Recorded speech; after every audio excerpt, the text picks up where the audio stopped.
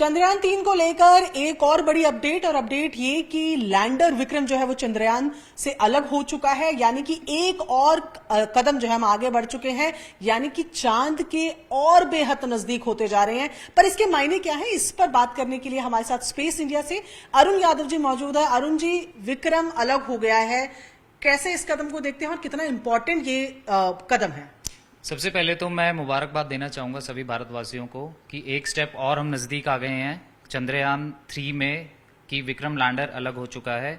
यहाँ तक हम पहुंचे कैसे हैं और आगे इसके क्या मायने हैं, ये सारी चीजें समझने से पहले हम ये देख लेते हैं एक वीडियो के माध्यम से कि ये जर्नी कैसी रही है और हम यहाँ तक कैसे आए हैं, तो शायद हम बेहतर समझ पाएंगे। लगी हुई है तो इसमें हमें अरुण समझाएंगे कि किस तरीके से ये हुआ है।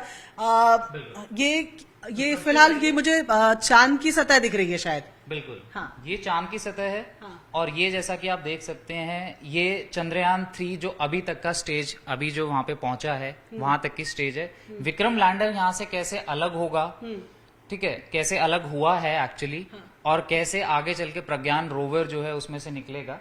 उससे पहले मैं आपको ये बताना चाहता हूँ कि यहाँ तक हम पहुंचे कैसे हैं। ठीक है। जैसे कि पृथ्वी से चंद्रयान 3 स्टार्ट हुआ था, उसके बाद एक बहुत सारे चक्कर जो है वो चंद्रयान 3 ने पृथ्वी के लगाए थे, पृथ्वी के गुरुत्वाकर्षण से बाहर निकलने के लिए। उसके बाद अब फाइनली आके चंद्रमा के गुरुत्वाकर्षण में इसके बाहर जहां पे इसने चक्कर लगाए हैं, जिनको हम ऑर्बिट बोलते हैं, ये वहां पे पहुंच चुका है। अब फाइनली इसका अलग होने का टाइम है, और ये कुछ इस तरीके से होगा जिसके वीडियो के माध्यम से आपको बहुत अच्छी तरीके से समझ में आएगा। ये अभी ऑर्बिट पे घूम रहा है। ये ऑर्बिट है। हाँ। जो धीरे धीरे करके ये नजदीक आता रहता है, अपनी ऑर्बिट को ये छोटा करता चला जाएगा, और एकदम लास्ट स्टेप है जो ये विक्रम लैंडर, ये देखिए अलग हो चुका है। अच्छा, और ये दोनों अभी साथ साथ ही घूम रहे हैं? अभी ये साथ साथ घूम रहे हैं। अब विक्रम लैंडर का काम है चांद के और नजदीक जाना, ताकि ये वहां पे लैंड कर सके। ये देखिए, अच्छा, ये अलग हो गया है। ये अलग हो गया है, इसने अपना रास्ता बदल दिया है। हाँ। अब ये चांद की सतह के और नजदीक जा रहा है, ताकि ये वहां पे वो जगह ढूंढ सके जहां पे इसको लैंड करना है। ठीक है। तो ये लैंड करने के लिए एक पूरा पहले से एक डिसाइडेड एरिया होता है। हाँ। और जैसा कि आप सबको पता है कि इसके लिए जो एक जगह चुनी गई है, वो है हमारी साउथ पोल। साउथ पोल पे जो है, अगर ये लैंड कर जाता है हमारा विक्रम लैंडर, तो भारत जो है वो पहला देश ऐसा होगा जो चंद्रमा के साउथ पोल पे लैंड करेगा। ठीक है, यहाँ पर ये समझना जरूरी है। देखिए, पूरी वीडियो भी साथ साथ चल रही है, इसे रोक ले यहाँ अगर। और यहाँ देखें, मैं ये भी जानना चाहूंगी अरुण कि ये बताइए कि इस पूरे मिशन में लैंडर किस लिए इम्पोर्टेंट है, क्या रोल होता है लैंडर का इतने बड़े मिशन की अगर बात की जाए? अगर लैंडर के रोल की मैं बात करूं तो सबसे पहले आप ये समझिए कि ये घूमता क्यों है चंद्रमा के आसपास, सीधा ये लैंड क्यों नहीं कर जाता। पहले ये चंद्रमा के चारों तरफ घूमेगा, एक ट्रेसिंग बोलते हैं, लेजर से पूरी ट्रेसिंग होती है हर एक चीज की। वो ट्रेसिंग करने के बाद ये वो जगह ढूंढता है, वो जगह देखेगा जहां पे इसको लैंड करना है, प्रॉपर वो जगह पे जाके फिर ये लैंड करेगा। इसके अंदर ही, विक्रम लैंडर के अंदर ही एक रोवर है जिसका नाम है प्रज्ञान रोवर। प्रज्ञान रोवर का है सबसे महत्वपूर्ण काम। अच्छा, तो आप कह रहे हैं कि चंद्रयान जिससे अगर हम कहें कि अलग हुआ है विक्रम, इसके अंदर प्रज्ञान है जो कि सबसे इंपॉर्टेंट काम करने वाला है, जिसके लिए पूरा मिशन किया गया है। बिल्कुल बिल्कुल। अच्छा। अगर आपको किसी जगह की स्टडी करनी है, वहां के बारे में अगर जानना है, तो आपको उसके नजदीक पहुंचना पड़ेगा। और अगर आप उसके बिल्कुल ऊपर सतह पे उतरते हैं और वहां से मान लीजिए कि सैंपल कलेक्ट किया जाता है, वो काम होता है रोवर का। ठीक। लैंडर तो वहां पे सिर्फ प्रज्ञान रोवर को ले जाने का काम करेगा। ठीक है। उसके बाद देखिए, एक अगर मैं आपको वीडियो के माध्यम से समझाऊं, ये जो है पूरी सतह की ट्रेसिंग हो रही है। अब ये विक्रम लैंडर जो है, ये वो जगह देख रहा है जहां पे लैंड करना है। ये डीबूस्टिंग प्रोसीजर हो रहा है। बिल्कुल। और ये सॉफ्ट लैंडिंग, ये सॉफ्ट लैंडिंग जो कि पिछली बार चंद्रयान 2 में नहीं हो पाई थी, अब की बार बिल्कुल हम उम्मीद करते हैं कि सॉफ्ट लैंडिंग इसकी होगी। और ये देखिए, ये इसमें से एक रैंप निकलेगा, और ये रोवर जो बाहर आ रहा है, ये एक तरीके से एक रोबोट आप लगा लीजिए, हाँ। जिसमें हमने पहिए लगाए हुए हैं। हम्म। इसी को प्रज्ञान रोवर का नाम दिया गया है। हाँ। ये प्रज्ञान रोवर यहाँ पे चंद्रमा की सतह पे उतरेगा हम्म। और ये देखिए 14 पृथ्वी के दिन के बराबर ये होगा। हाँ। और ये 14 दिन जो पृथ्वी के 14 दिन माने जाते हैं, हाँ। वो चंद्रमा का एक दिन माना जाता है। हाँ। तो 1 लूनर डे से बोला जाता है, जो कि 14 अर्थ डेज के बराबर होता है। इतने समय तक ये वहां पे रहेगा। हाँ। वहां पे जो इसको सैंपल कलेक्ट करने हैं वो करेगा, हाँ। स्टडी करेगा, हाँ। और उनके बेस पे यहाँ पे वो सारी चीजें बताई जाएंगी कि हमको यहाँ पे क्या मिला है, किस जो जिस जिस चीज के लिए एक्चुअली भेजा गया था, उस चीज के लिए क्या क्या यहाँ से मिला है, क्या सैंपल मिला है, कौन सी स्टडी हुई है, ये सारी चीजें वो हमें डेटा भेजा जाएगा ठीक है। वापस। तो कुल मिलाकर अगर डेट वाइज बात की जाए तो अब विक्रम लैंडर जो है वो अलग हो गया, अगर तो कब तक माना जाए कि सॉफ्ट लैंडिंग होगी?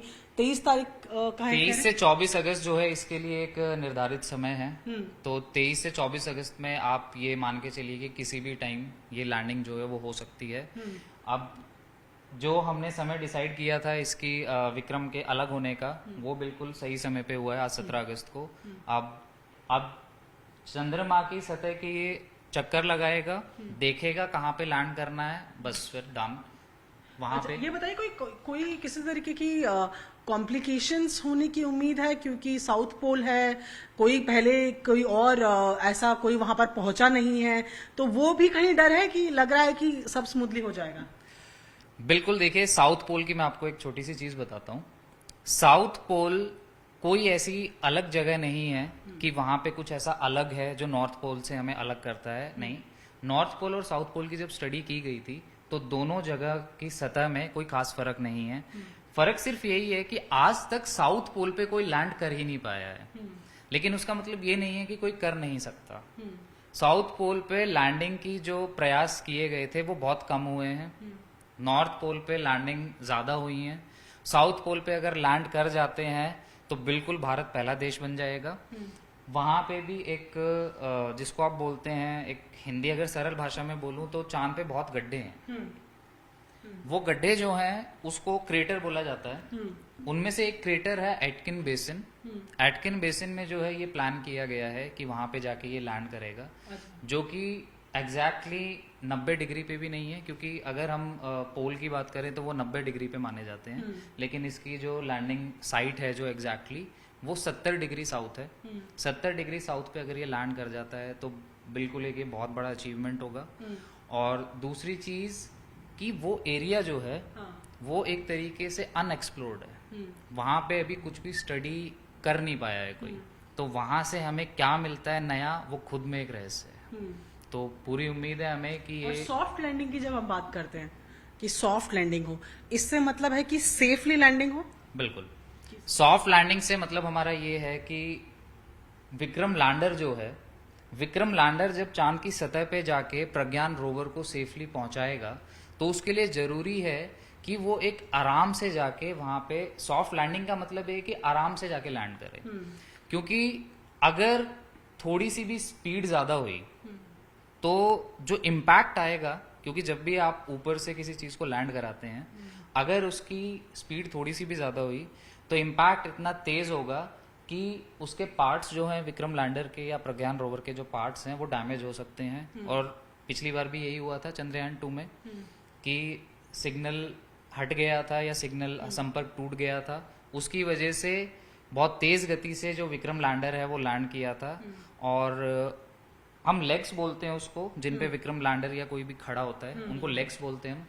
वो लेग्स डैमेज हो गए थे और प्रज्ञान रोवर बाहर ही नहीं आ पाया था। तो इसी चीज को अभी ओवरकम करने के लिए अब की बार विक्रम लैंडर में मजबूत और ज्यादा मजबूत लेग्स लगाए गए हैं, ताकि वो जो इम्पैक्ट होगा अगर तेज स्पीड में भी होता है तो उसको झेल सके। ठीक है, तो कुल मिलाकर अगर बात की जाए तो देखिए एक कदम और आगे हम बढ़ गए हैं। आज विक्रम लैंडर अलग हुआ है, ऐसे में विक्रम लैंडर ने अब सॉफ्ट लैंडिंग करनी है। सॉफ्ट लैंडिंग क्यों करनी है अरुण ने आपको बताया, क्योंकि बहुत ज्यादा जरूरी है कि लैंड बेहद सॉफ्ट तरीके से हो, ताकि किसी तरीके के कोई एक्सटर्नल इंटरनल डैमेजेस ना हो, ताकि प्रॉपर तरीके से प्रज्ञान, जो कि इस पूरी कड़ी में सबसे महत्वपूर्ण है, जिसके माध्यम से वो स्टडीज होनी है, जिसके माध्यम से हमें चंद्रमा के साउथ पोल के बारे में पता चलना है, वो आराम से बाहर निकल पाए और वो तमाम चीजें कर पाए जिसके लिए चंद्रयान 3 का ये मिशन रखा गया है। ऐसे में आप सबकी नजरें रहेंगी कि कब विक्रम लैंडर सॉफ्टली लैंड करता है और कब रोवर बाहर निकलता है, ताकि हमें मालूम चले कि चांद के उस कोने में, उस हिस्से में क्या है जहां पर अब तक कोई नहीं पहुंचा। ऐसे करने वाला भारत पहला देश होगा।